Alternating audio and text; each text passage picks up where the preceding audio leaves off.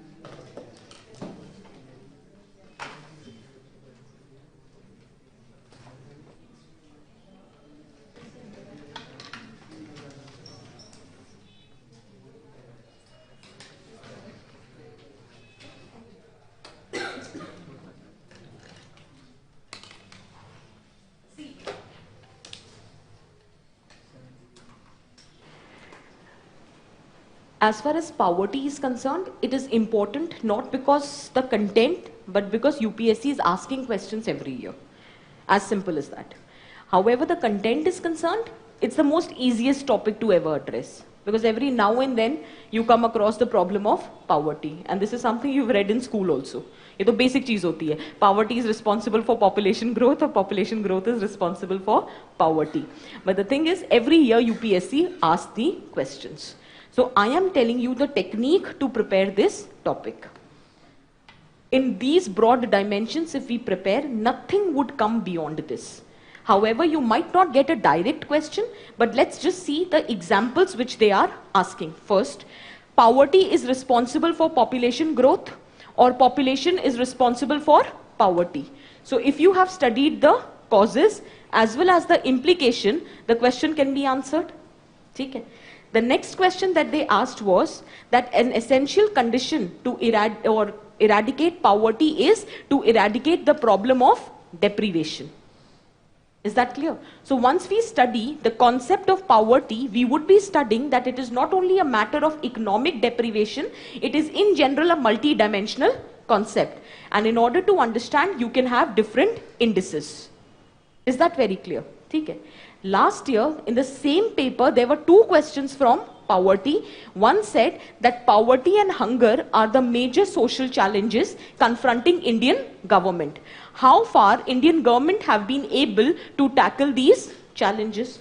So if you know the government measures, you know the lacunas in the government measures, and you have a basic way forward, you will be able to answer the question. Similarly, the second question was that in a chronological fashion tell how successive governments have been able to ensure poverty alleviation. So that also, if you know the government measures, you will be able to answer that. So everything, whatever been asked so far, can be addressed from these broad dimensions. Is this very clear? Similarly, there is one topic which is not in the syllabus directly, but you should prepare, that is unemployment. What is unemployment?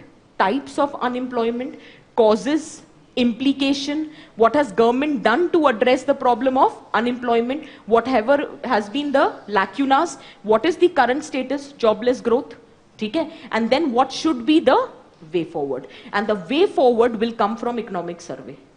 If you have covered that topic in economy, good enough. In case you haven't done that, you can do it in these dimensions. Or way forward आपको economic survey से मिल जाएगा. Is that very clear? So this is how you have to prepare your own content. So there would be, since your batch is ending or it is almost on the verge of ending, hardly some classes are left, just one piece of advice. There are few things which are covered in the class. There would be some things which the faculties have not covered. Because see, the time is very limited and the course is vast. So instead of cribbing about the fact that what has been covered and what has not been covered, the best thing is you now know how to prepare every topic. Every topic, whether it is economic, political, social, can be prepared from these broad dimensions. So whenever you read anything, for example, we did triple talaq, but by that time the bill was not introduced.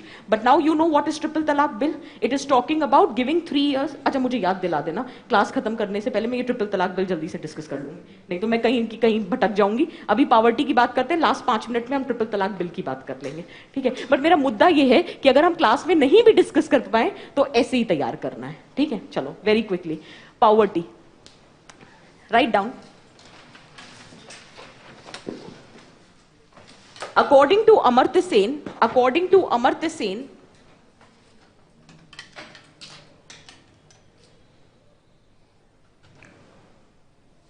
poverty must be viewed as, according to Amartya Sen, poverty must be viewed as deprivation of basic capabilities,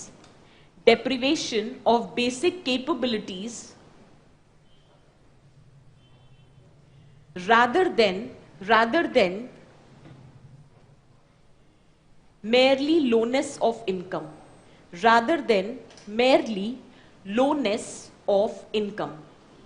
Lowness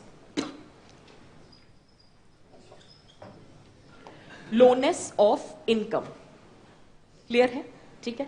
Now just try to understand. I say this was my traditional society.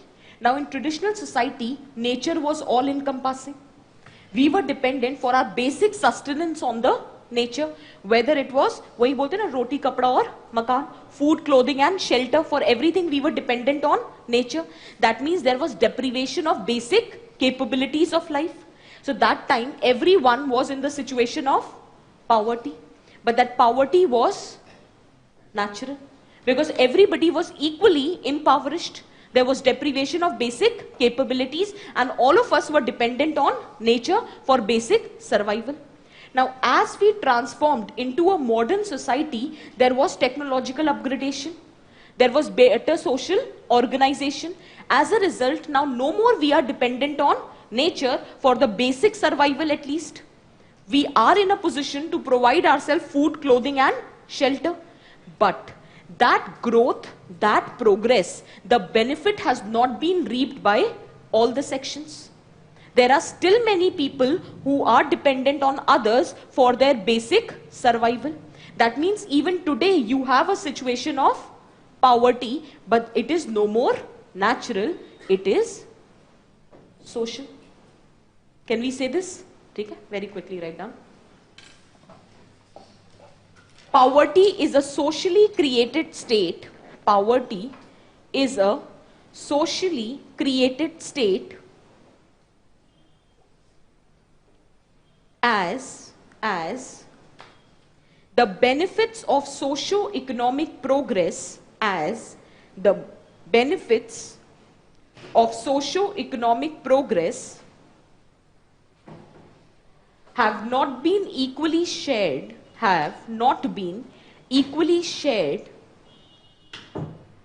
by all the sections of society, has not been equally shared by all the sections of society. Clear है? Next point, poverty is a multi-dimensional concept. Poverty is a multi-dimensional concept where it consists of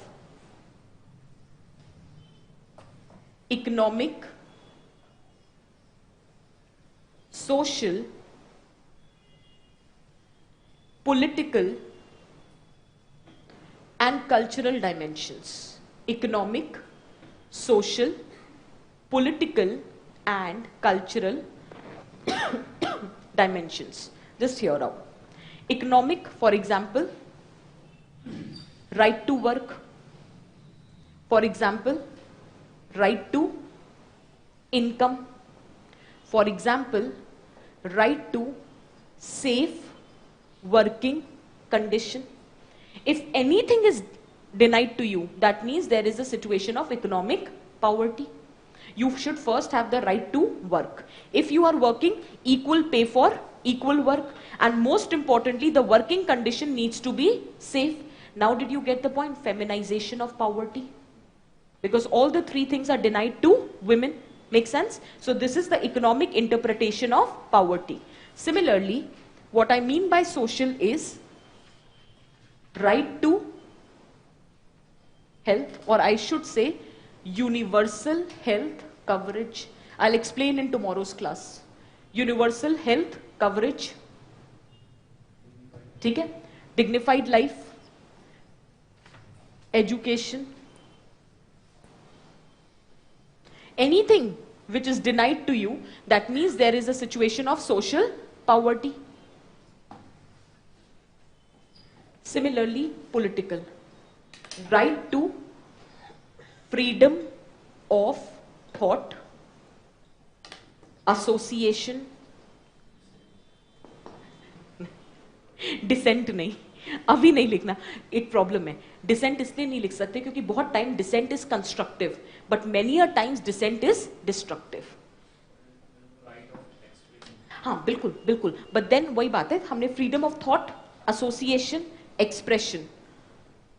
सी हर एक term का ना एक positive और negative connotation होता है. Expression is a positively connoted term, but dissent many a times is been taken as negatively connoted term. So do not write dissent. ठीक है? So freedom of thought, association and expression. Anything which is denied, that means there is a situation of political poverty.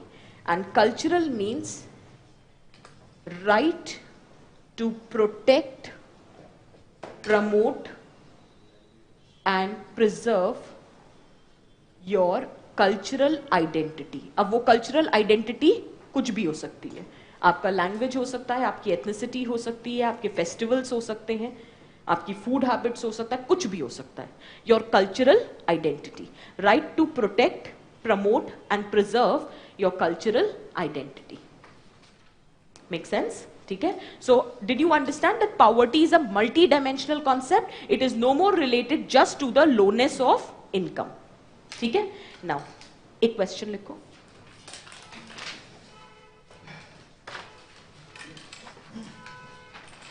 Poverty needs to be viewed as violation of human rights. Poverty needs to be viewed as violation of human rights for its alleviation or eradication, whatever, for its alleviation.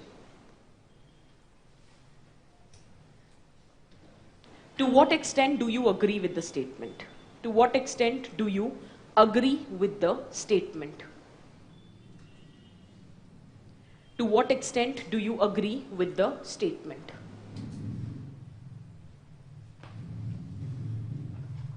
Make sense? इस question को मैं कल discuss करूंगी. आप सोच कर आना कि इस पे क्या किया जा सकता है. ठीक है? चलो. Very quickly, approaches to study poverty. Approaches to study poverty. Approaches to study poverty.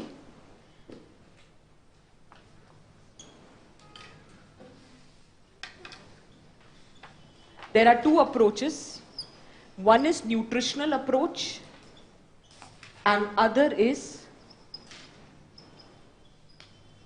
relative deprivation approach.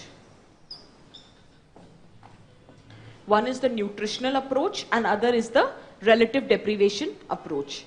As the name suggests, you could have been able to identify nutritional approach in context of developing nations and relative deprivation in context of developed nations. Nutritional approach means whether you are consuming the minimum calorie intake which will help you in surviving your working capacity. That is known as nutritional approach. Is that clear?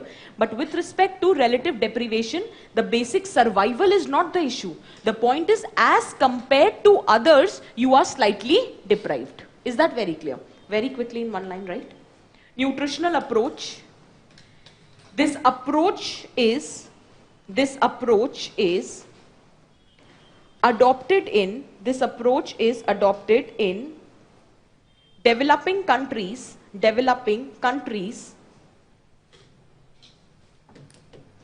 and poverty is measured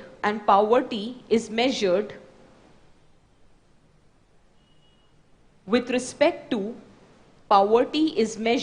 respect to consumption of adequate calories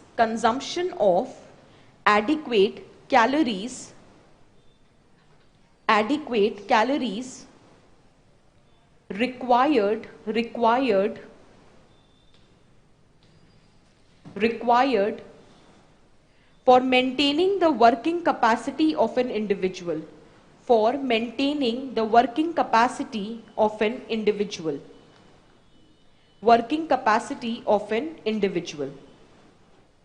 Next, relative deprivation approach.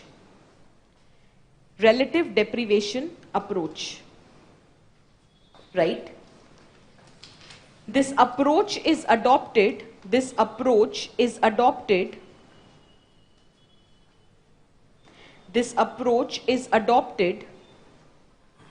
in context of developed countries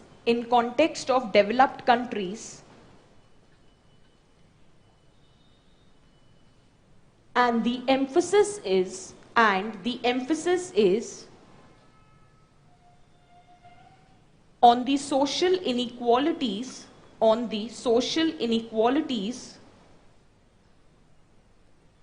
rather than nutritional requirements. The emphasis is on the social inequalities rather than the nutritional requirements.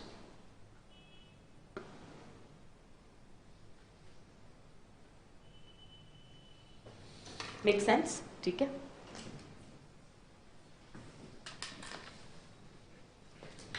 See, we will be discussing 4 topics: poverty, hunger, health and education. With respect to the 4 topics, I will be discussing SDG and MDG. But as far as your assignment goes, there are total 17 goals. Please prepare at least what is the goal and what is the minimum target which has been set. I'll tell you a reason. Few years back, there was a question that what are the MDG goals related to health and to what extent Indian government has been able to achieve them. On the similar lines, you can have a question, what are the SDG goals related to poverty, hunger, health, education, and to what extent government is prepared to achieve those goals? Is that very clear? So how you have to prepare is, first, you should be aware of the Millennium Development Goal. Why? Because based on whether we have been able to achieve or not, you would be having the understanding of the current statistic. Because the goal target was 2015. बेटा वो SDG goal है. MDG was 2015. ठीक है ना? इसलिए तो 2015 तक हमें अचीव करना था जो भी था, तो जो भी हमारा स्टैंडर्ड है वो हमारा स्टेटिस्टिक हो जाएगा. बेस्ड ऑन दैट हमने एक नेक्स्ट टारगेट रखा SDG गोल का, जो हमें अचीव करना है बाय 2030. ठीक है? और SDG गोल को कैसे पढ़ोगे? First, what is the goal? Second, with in the goal what is the target? And third, how to achieve the target. और इन तीनों चीजों में आपको कुछ नहीं करना, ये एसडीजी में दे रखा है कि what is the goal, what is the target and what should be done to achieve the target. आपको बस एक चीज प्रिपेयर करनी होगी कि क्या आपकी सरकार उस चीज को मतलब अचीव करने में सक्षम है या नहीं है. That is the only thing which has to be prepared from your side, else everything is already given to you. Is this very clear? This is how you should prepare, कि कहीं से भी क्वेश्चन आ जाए you are able to answer. Very quickly start. MDG. See, MDG goal number 1 was related to poverty and it said eradicate both hunger and poverty. That was the MDG goal. Target ये था कि 1990 levels के comparison 2015 तक you have to reduce both poverty and hunger by half. This was the target under MDG goal, that you have to reduce both poverty and hunger by 2015 to half. But किसके comparison में? 1990 levels के. Is that very clear? We have been able to do that with respect to poverty, but with respect to hunger, we have not been able to achieve it. Is this very clear? Very quickly write down.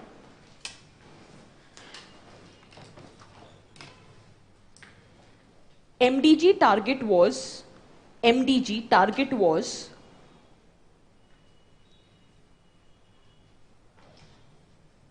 to halve the population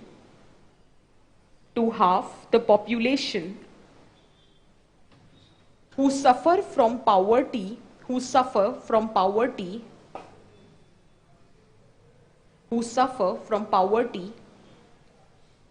by 2015 in comparison to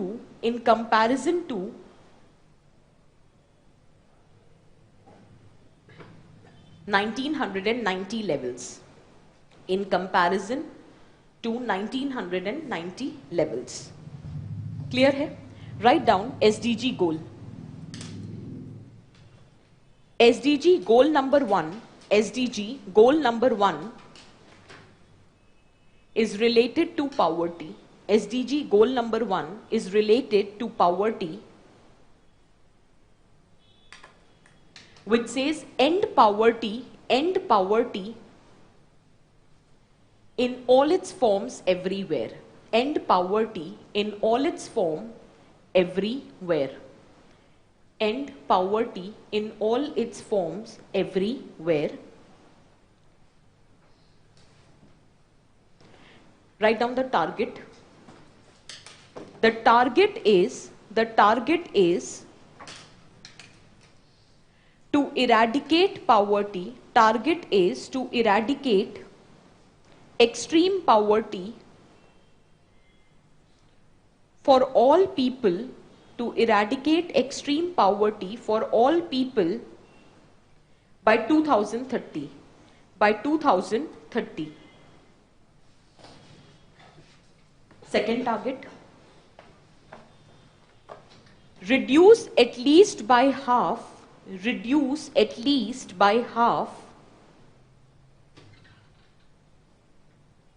the people living in poverty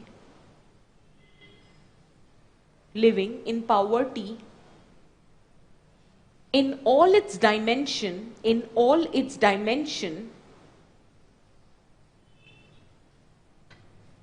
according to the national definitions. According to the national definition. According to the national definition. Is that very clear? National definition इसलिए दिया है क्योंकि ये तो global target है ना, हर एक country का अपना एस्टिमेशन होता है पावर्टी का. तो उन्होंने कहा जो भी आपका एस्टिमेशन है, जैसे हमारा तो तेंदुलकर रिपोर्ट के हिसाब से, तो कह रहे हैं जो भी आपकी डेफिनेशन के अकॉर्डिंग पावर्टी है उसको तो आप हाफ कर देना, और जो भी एक्सट्रीम पावर्टी है वो तो आपको कंप्लीटली इरेडिकेट करनी है. Is that clear? Now how to achieve the target. How to achieve the target. Points में लिखना. First, implement social protection schemes, implement social protection schemes and achieve substantial coverage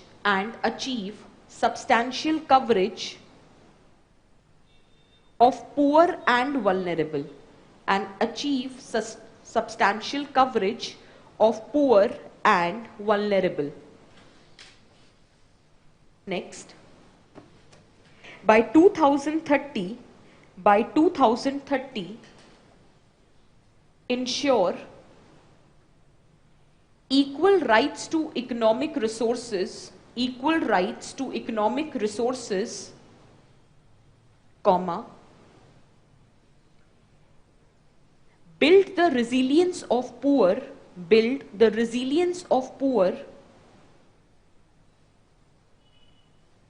and reduce their exposure and vulnerability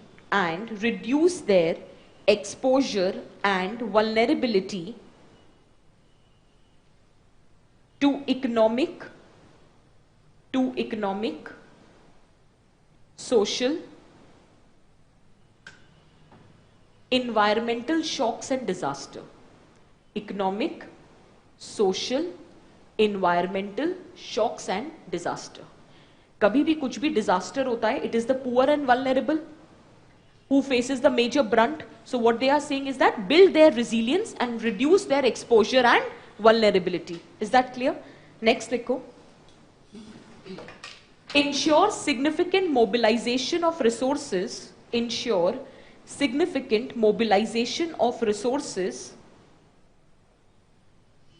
comma, enhanced development cooperation,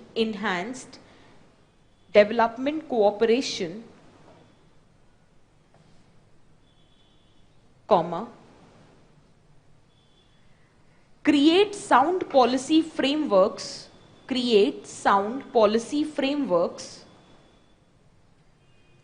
at all levels,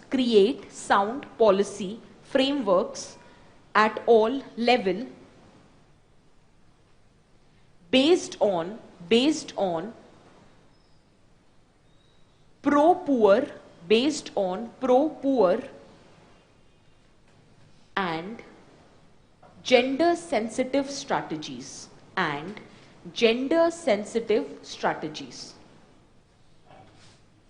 Is this very clear? Now suppose karo the question was not on SDG goals, okay? But the question was in general on poverty. This would be the way forward. What is supposed to be done? Make sense? Okay?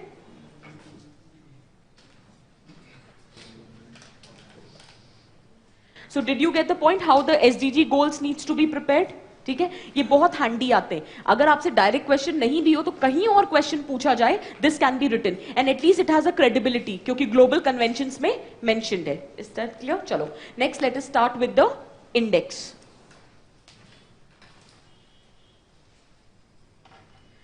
This is important from the prelims perspective. How? There would be a question on index. Which index? I don't know, but there would be a question. How you have to prepare is first, who publishes the index? That's the first question. Second is, so who publishes MPI? Multidimensional Poverty Index? UNDP. Okay? UNDP publishes MPI. Okay? Now, there are three dimensions of it. One is health, other is education, and third is the standard of living. Okay? These are the three dimensions. Within the dimension, you have indicators.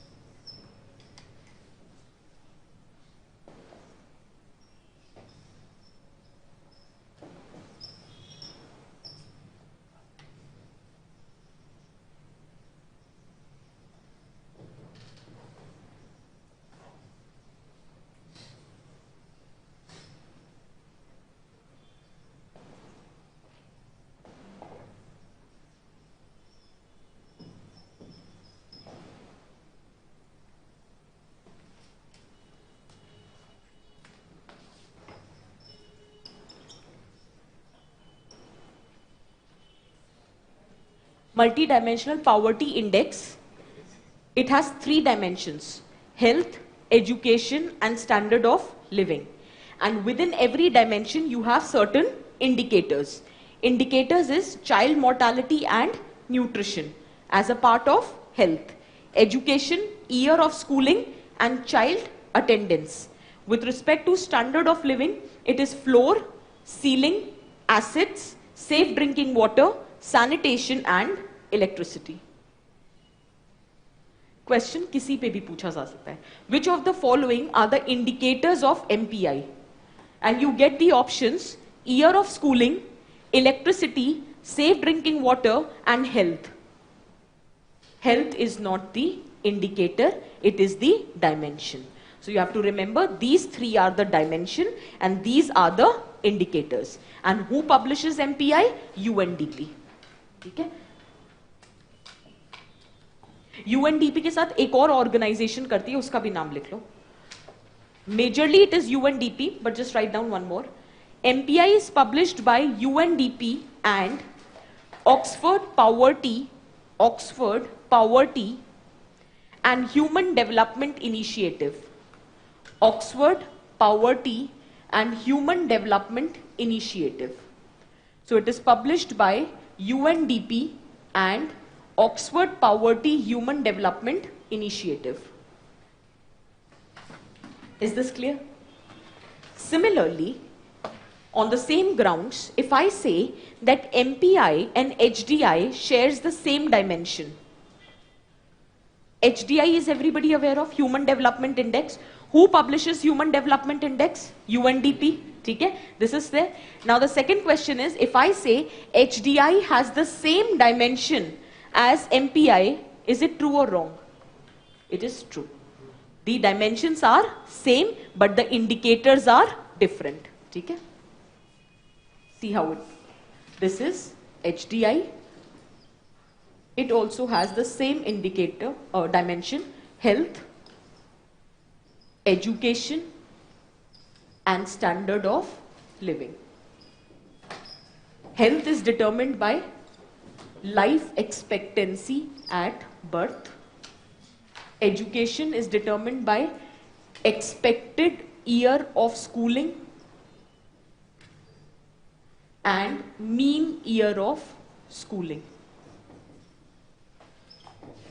And standard of living is determined by gross national income per capita.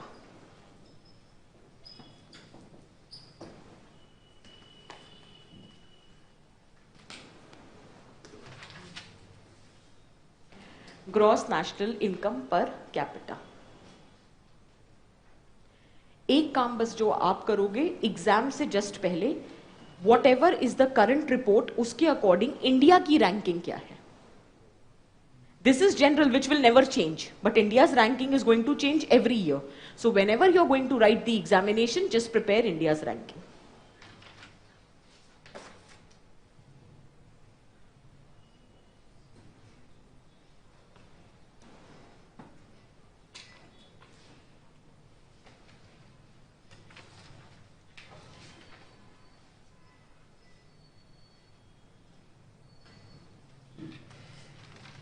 Clear है? Standard of living is gross national income per capita. Education is expected year of schooling and mean year of schooling. Health is life expectancy at birth. Make sense? Next, socio-economic caste census. Mean year of schooling. See, expected of year of schooling is 1, you are child, and it is expected that this is minimum you will be going to the school. Mean year of schooling is calculated once you have done your basic schooling. So what is the mean year? Average is being carried out, that how much have you gone to the school. So that is being calculated. Expected तब calculate करते हैं जब जाने से पहले child का. Mean year calculate किया जाता है जब आपकी education already complete हो चुकी है, तो एक average year of schooling कितना रहा था. कोई 5 साल गया, कोई 6 साल गया, कोई 8 साल गया, तो कितना रहा एक average. So that is the mean year of schooling. ठीक है? Is this clear for everyone? ठीक. Next, socio economic caste census. Now what do you know about this? What is socio-economic caste census? What is the purpose? Who publishes?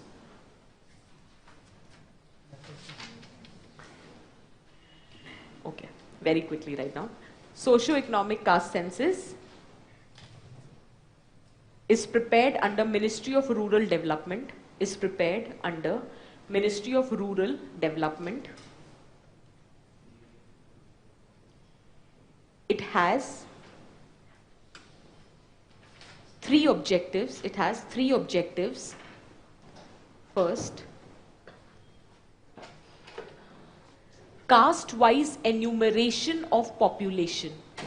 It has three objectives: caste-wise enumeration of population. Second, socio-economic and educational conditions of the caste. Socio-economic and educational condition of the caste. And third, ranking of households on the basis of socio-economic status. Ranking of households on the basis of socio-economic status.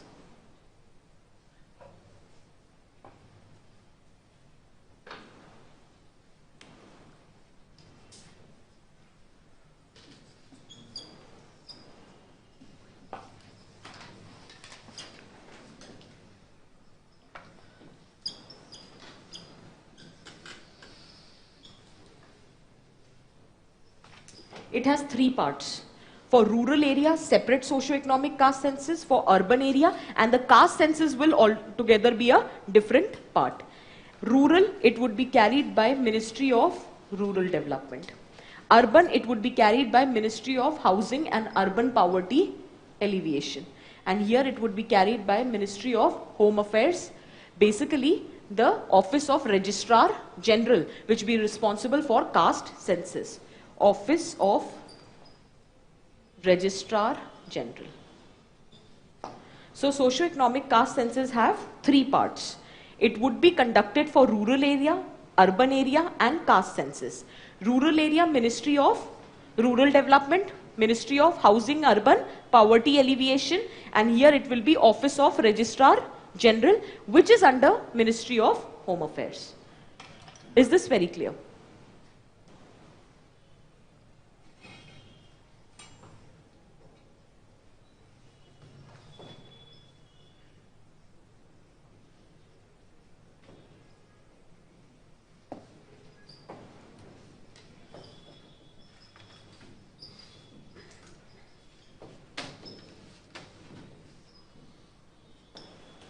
It has divided the entire process into three parts: automatic inclusion, automatic exclusion, and इन दोनों के बीच में जो है उनके लिए 7 deprivation indicators.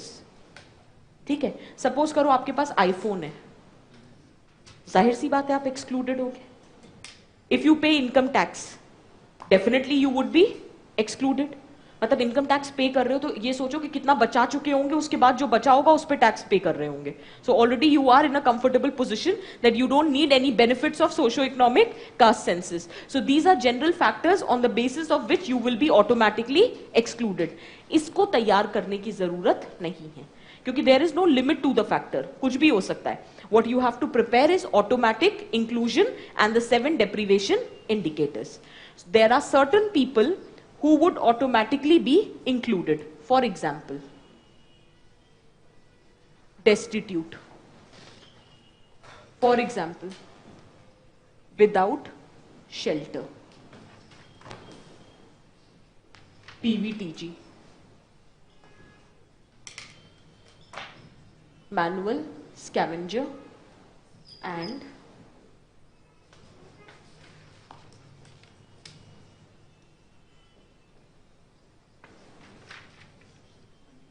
forced labor. These are the 5 category of people who would automatically be included in the benefits of all the government schemes. Is that very clear? Automatic inclusion. Legally released, forced labor or bonded labor, destitute, without shelter, PVTGs and manual scavengers.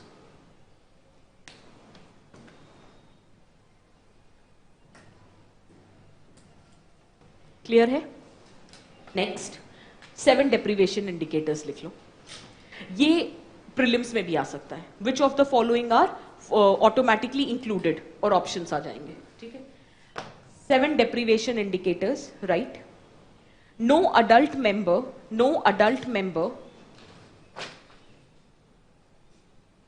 between 16 to 59, no adult member between 16 to 59. Second, female-headed households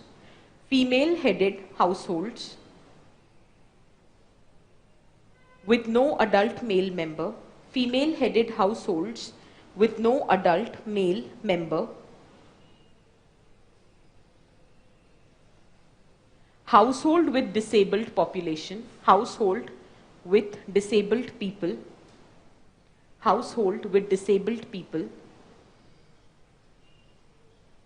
no literate adult above 25, no literate adult above 25, no literate adult above 25,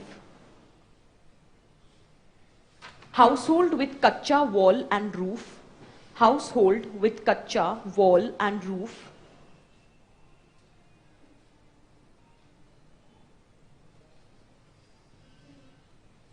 household with kacha wall and roof, deriving major income from casual labor,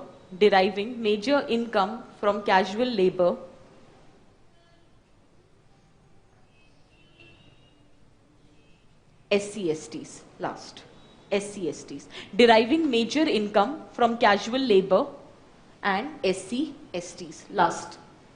Now see how it works. Suppose karo there are 2 people, Ram, Sham, ठीक है? Both are deprived on 6 indicators, any 6 indicators. Both are deprived, ठीक है? Now they should have the equal benefit to every scheme. Now suppose karo one of the indicator on which Ram is deprived is that he belongs to the SC/ST community, whereas he has a pakka house. Whereas this person is not an SC/ST but he has a kacha house.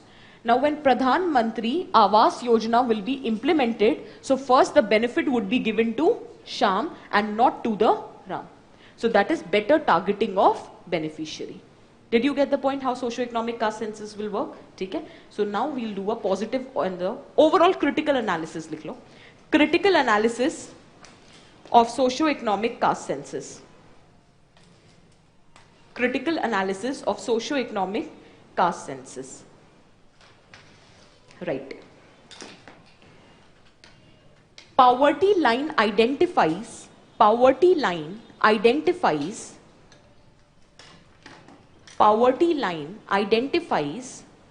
number of poor. Poverty line identifies number of poor, but socio-economic caste census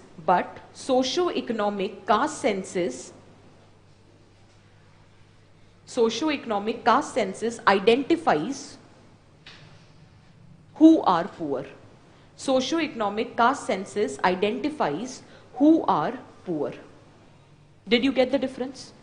Poverty line सिर्फ इतना बताती है इतने number लोग poor हैं, but ये identify करता है कि who are poor. Next, it is a multi-dimensional approach. It is a multi-dimensional approach which not only targets poverty,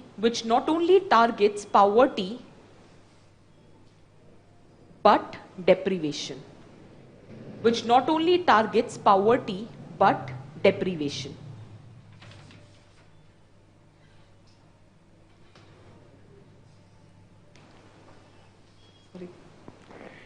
There is use of information and communication technology. There is use of information and communication technology, and it ensures public participation.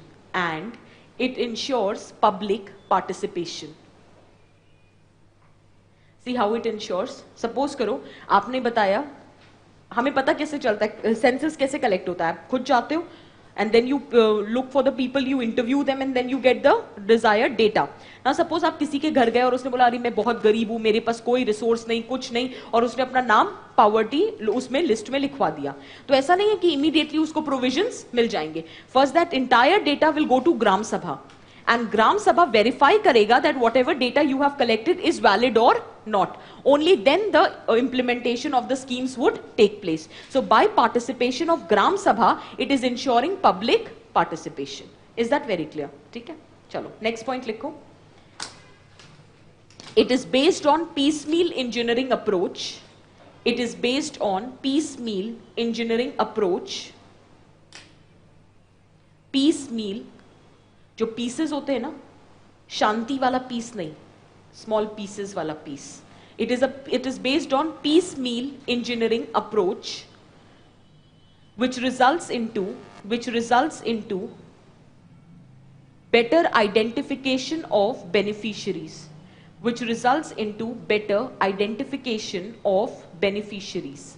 Is piecemeal engineering approach clear for everyone? What is piecemeal engineering approach? नहीं, थोड़ा थोड़ा करके नहीं. The exact point it says is that suppose this is my target and this is the government needs to implement. Piecemeal says that based on the nature of the target you will frame the scheme. That is piecemeal engineering approach. अभी क्या होता है, first you frame the scheme, then we look for the target. अब scheme तो बन गई है, किसी को तो implement करनी पड़ेगी, तो फिर हम targets ढूंढते हैं. अभी क्या होगा, पहले आप target देखोगे, उनके जो भी requirements हैं, based on that you will prepare the scheme. That is known as piecemeal engineering approach. Next para change करके लिखना. However,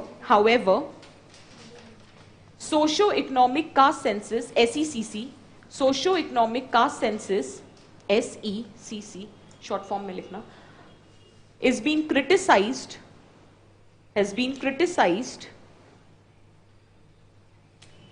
on the following grounds.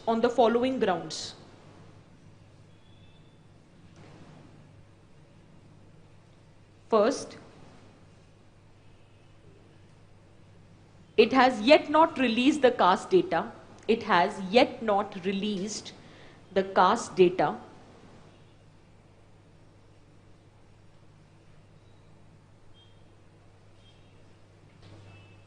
Since its success entirely depends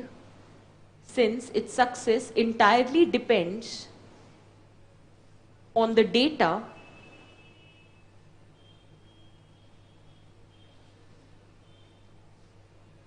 it might create problem due to discrepancies.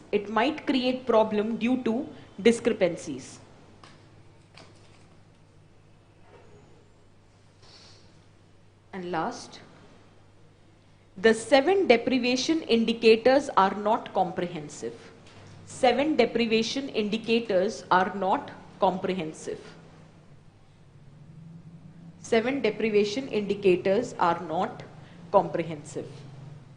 For example, transgenders are not included. For example, anything related to health is not included. Malnutrition, MMR, IMR, these factors are not at all incorporated. Hence, you can say that the deprivation indicators are not comprehensive. For example, transgenders, malnutrition, etc. Is this very clear? So is everything clear with respect to socio-economic caste census? How it is structured? What are the premises? What is the positive and negative analysis? Now write down a question.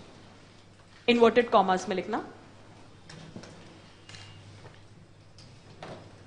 Socio-economic caste census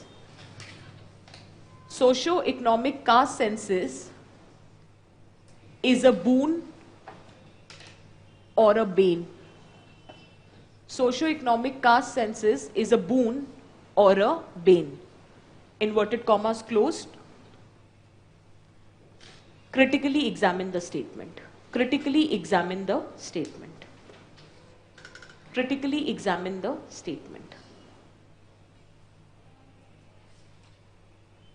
clear है? ठीक है. Next, causes of poverty. Causes of poverty.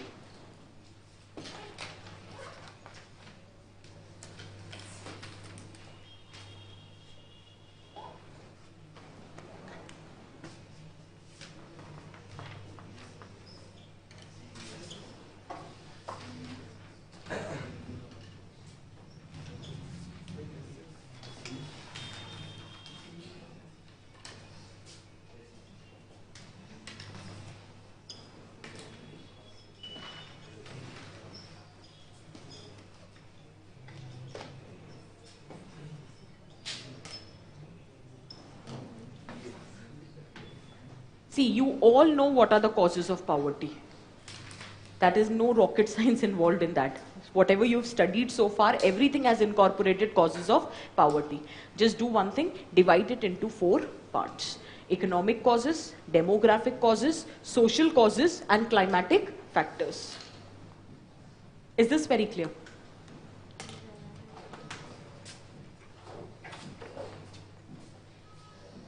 See, social causes. This we have done in society. First, caste system, occupational division of labor. Similarly, second, patriarchy. Third,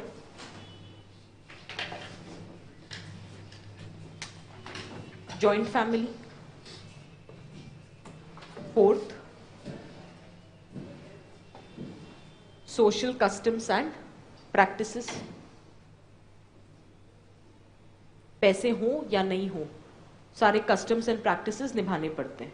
Birth of a child, death of any elder member, loan लेकर कर रहे हैं लेकिन ब्राह्मण भोज तो करवाना पड़ेगा. तो social customs and practices. और सबसे ज्यादा burden होता है at the time of marriage. ठीक है, ये कहावत है ना कि लोगों के पास कितना पैसा है ये पता ही तब चलता है जब घर बनता है या शादी होती है. उसी 2 कंडीशन में, तब तो नहीं तो पता ही नहीं चलता कि अरे अगले बंदे के पास इतना पैसा था. तो वो जब देखते तो कहते वो ये क्या हो गया, तब रिलेटिव डेप्रीवेशन सही मायनों में आता है. खैर anyways, so these are the basic social factors responsible for poverty. ठीक है. सिमिलरली अगर मैं इकोनॉमिक फैक्टर्स की बात करूं, just remember one thing, there is no concept of urban poverty. Why am I saying this is, it is always the rural poverty which spills over the urban area. तो जो भी factors लिखोगे, the easiest way is start with rural poverty. First factor, agricultural distress. ठीक है. Second is your population pressure is increasing on the land and your agriculture is in distress. That means there would be fragmentation of land holdings.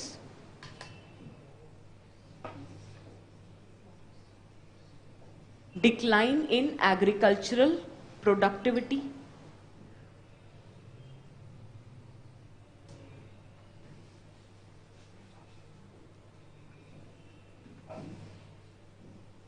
Lack of alternative employment opportunity.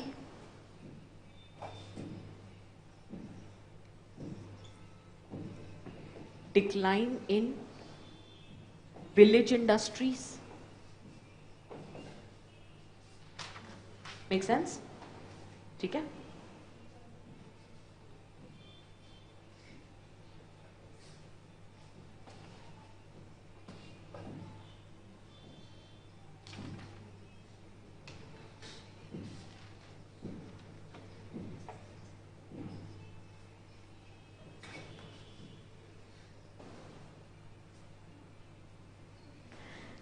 Lack of infrastructure, health, education and skill.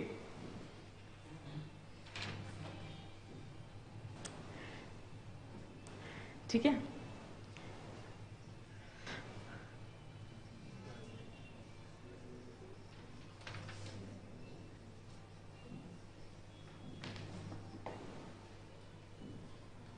Lack of formal credit system.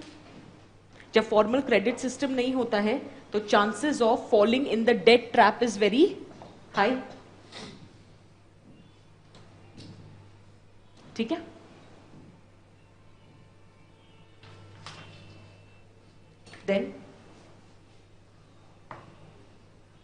Globalization leading to proliferation of informal sector. Can we say this? See, you all know these points. It's just that जब arrange कर दोगे तो exam में जल्दी याद आ जाएंगे. That's the only difference. ठीक है?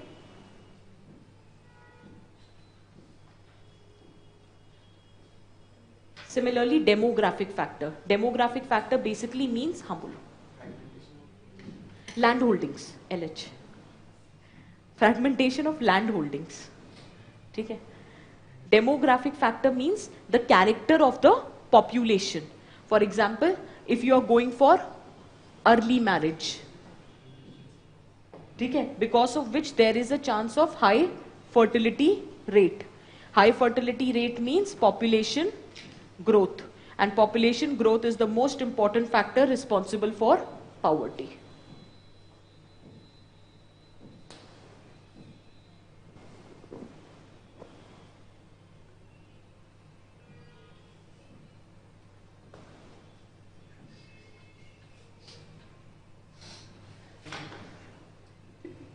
मुझे हंसी ना इस बात पे नहीं आ रही कि गाने बज रहे हैं, मुझे हंसी इस बात पे आ रही है कि ये कौन से गाने बज रहे हैं। मतलब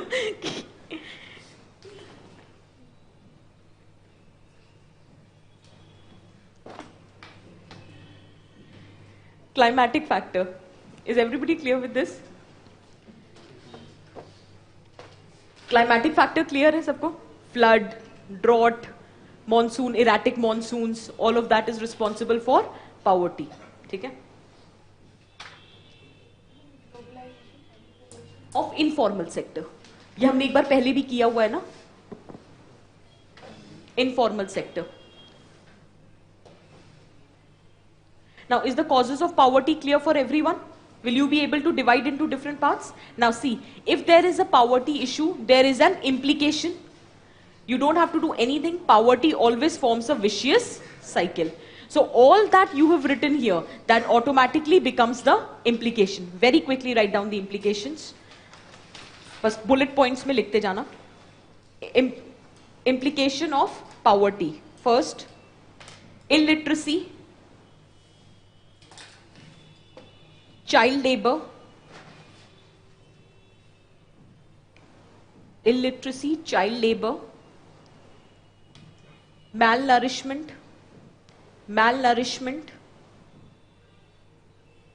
unemployment,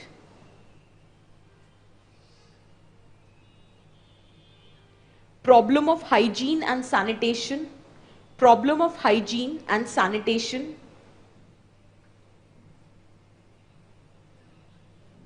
poor living conditions and housing problem,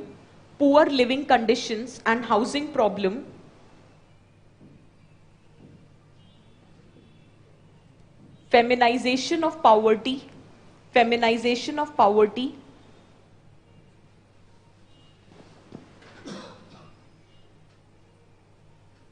social unrest,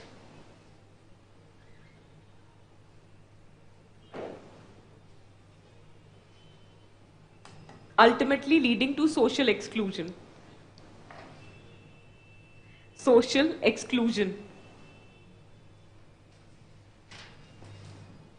Is this clear? So these are broadly the implications of poverty. Depending upon the nature of the question, you can write. Okay? Now let me just tell you how to talk about the government measures. Because see, since 1947, one thing that your government has continuously done is poverty alleviation measures. So humanly, it is not possible to remember all what that your government has done. I am telling you a strategy how to remember that. Okay? You can divide the entire government effort into following parts. First, every 5-year plan has always talked about poverty alleviation. Initially, they were talking about growth-oriented approach to address the problem of poverty. In the later stages, they started talking about growth with social justice. When they realized that trickle down effect is not happening, so after that they started talking about growth with social justice. The second most important development for poverty alleviation has been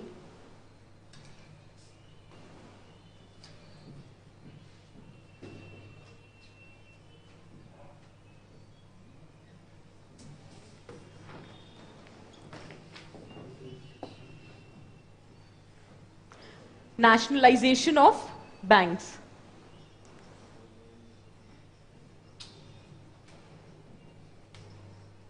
Then it was 20-point program by Indira Gandhi government during emergency. And fourth,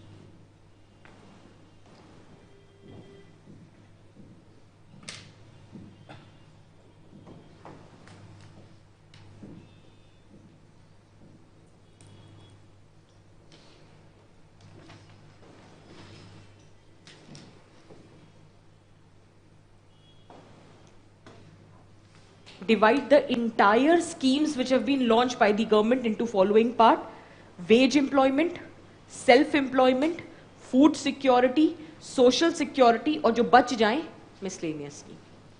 अब question आया था that how far the government has been able to alleviate poverty.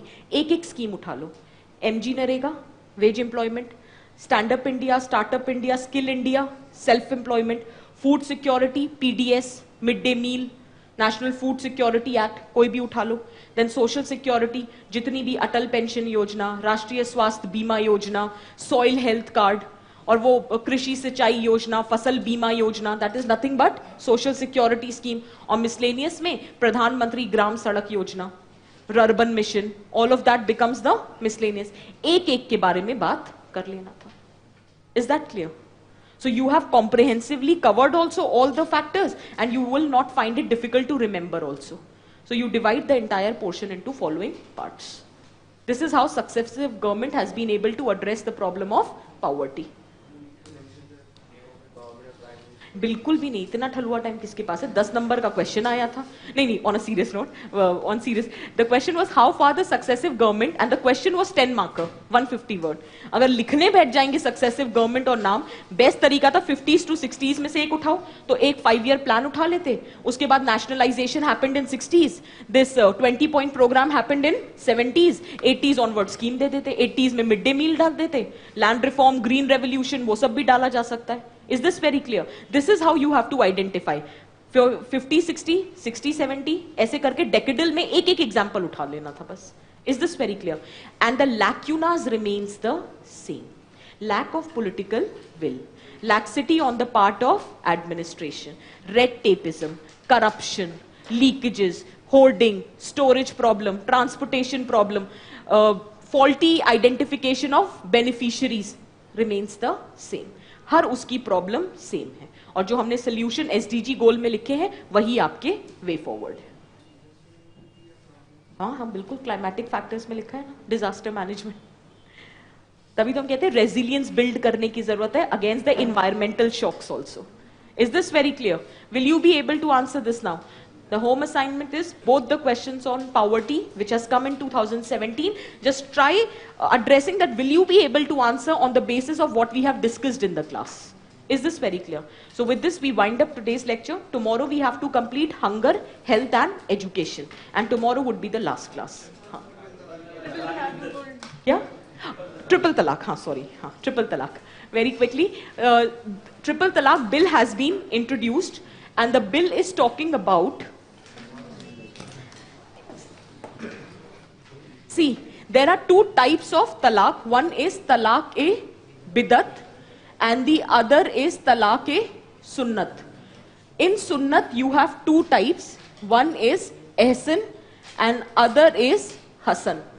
Now see, the problem here is what you have abolished or what you are talking to ban is talaq-e-bidat. Bidat means instantaneous triple talaq in one go. Talaq, talaq, talaq. That is bidat, which is in fact considered a sin in Islam also.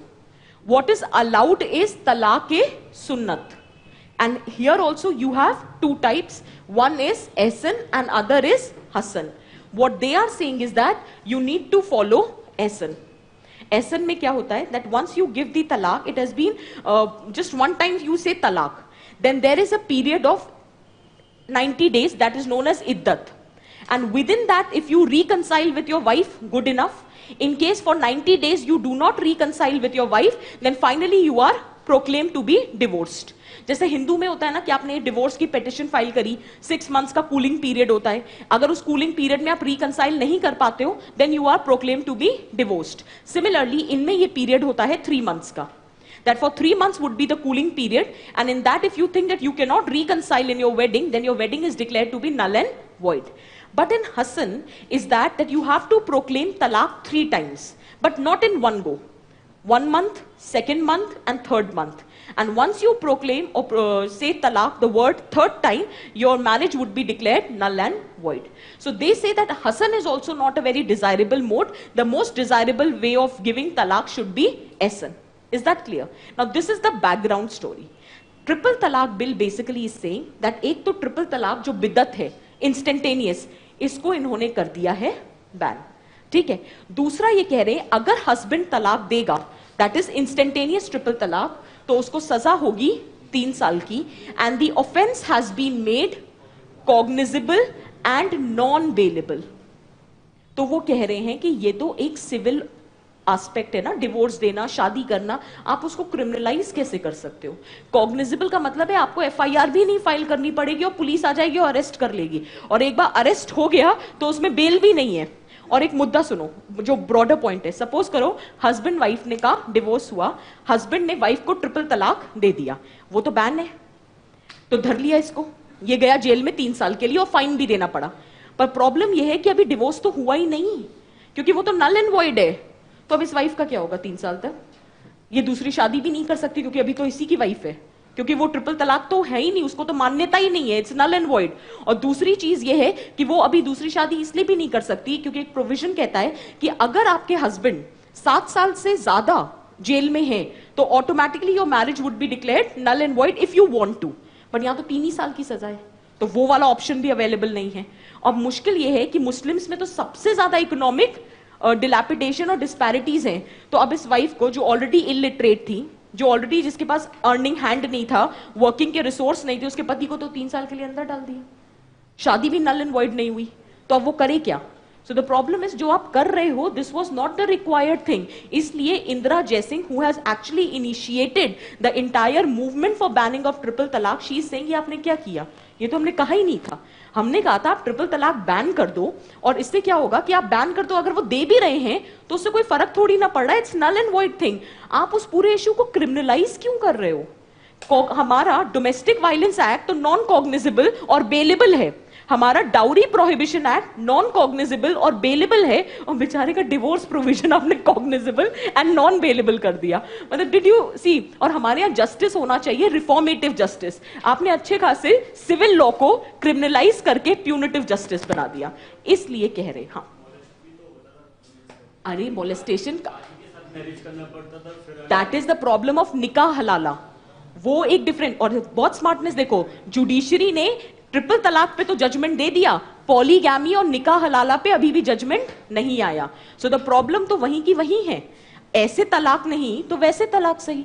निकाह हलाला तो तब होता है जब आपका एक बार divorce हो गया and you want to reconcile. Now see, suppose करो ट्रिपल तलाक देने से आपका तलाक नहीं हुआ एंड यू हैव फॉलोड हसन और Ahsan, but after this, after 3 months, you have been declared that your marriage is null and void, but you want to remarry the person. Again, you have to go that process of nikah halala. So it is a process. It is not specifically associated with talaq-e bidat. It is also associated with talaq-e sunnat. तो वो problem तो वहीं की वहीं है. उस पे तो उसने कह दिया हम जजमेंट नहीं देंगे क्योंकि that is an essential religious practice. Remember doctrine of essential religious practice and judicio papism. यहां हम इंटरवीन कर सकते थे क्योंकि बिदत को कुरान भी एक सिन मानता है, लेकिन पॉलीगैमी और निकाह हलाला में हम इंटरवीन नहीं कर पाएंगे क्योंकि that is one of the essential religious practice of Islam. तो इसीलिए उस पर जजमेंट नहीं आया। बट मुद्दा यहां पे ये है कि आप सिविल लॉ को क्रिमिनलाइज कैसे कर सकते हो। पर हम आउटराइटली अभी वेट करेंगे कि राज्यसभा में जो सिलेक्ट कमेटी को रेफर किया गया था, तो हम बजट सेशन का वेट करेंगे। अगर बजट सेशन में ये पास हो गया तो आप आंसर लिखते वक्त कहोगे although it is a progressive step in the field of women empowerment, however our justice, the essence is reformative justice and not punitive justice, hence the following measures needs to be taken। लेकिन हम criticise नहीं करेंगे। तो अभी हम wait करते हैं राज्यसभा में क्या पास होता है, उसके बाद बात करेंगे। बट ओवरऑल आपको कॉन्सेप्ट क्लियर हो गया? हाँ हाँ हाँ, क्या क्या I have not followed that. अच्छा, वो देखना पड़ेगा एक बार कि क्या है। But the point here is that जो भी आप सिविल लॉ में चेंजेस लाते हो, आप लाओ from a reformative point of view but not from penalising point of view. This is wrong, which is not suppose to be done. क्या चीज? डेटरेंस कैसे होगी? एक बात याद है, मैंने आपको एक बात कही थी कि सिवियरिटी से ज्यादा सर्टेनिटी की जरूरत होती है ना। हम क्या कह रहे हैं, अभी मैं एक छोटा सा पॉइंट बताती हूं। ये कह रहे हैं डेटरेंस कैसे होगी। हमने डाउरी प्रोहिबिशन एक्ट को बहुत स्ट्रिंजेंट बनाया, हमने 498A वगैरह सब कुछ डाला, फिर हमने केसेस देखे कि कैसे वो मिसयूज हो रहा है, और आज ये नौबत आ गई कि हमने 498A को डाइल्यूट कर दिया। तो ऐसे काम ही क्यों करने कि पहले उसको इतना स्ट्रिंजेंट बनाएं जिसके मिसयूज के ग्राउंड्स क्रिएट करें और फिर 5 साल बाद उसको डाइल्यूट करें। So the point here is basic rationale क्या था। women are saying, even the Muslim women are saying that all they were demanding was abolition of triple talaq. They were not demanding that their husband should be put behind the bars. जब आप abolish ही कर दोगे, वो बोलते रहे तलाक तलाक तलाक, वो 3 की बजाय 19 दफा बोल दे, फर्क क्या पड़ना है, वो तो बैन हो चुका है। Is that very clear? और जेल में डाल देंगे तो सोचो अब ना वो मैरिड रह जाएगी ना वो अनमैरिड हो जाएगी, तो फिर वहां प्रॉब्लम आ जाएगी। ठीक है, is this very clear for everyone? चलो let's meet tomorrow and then we'll wind up.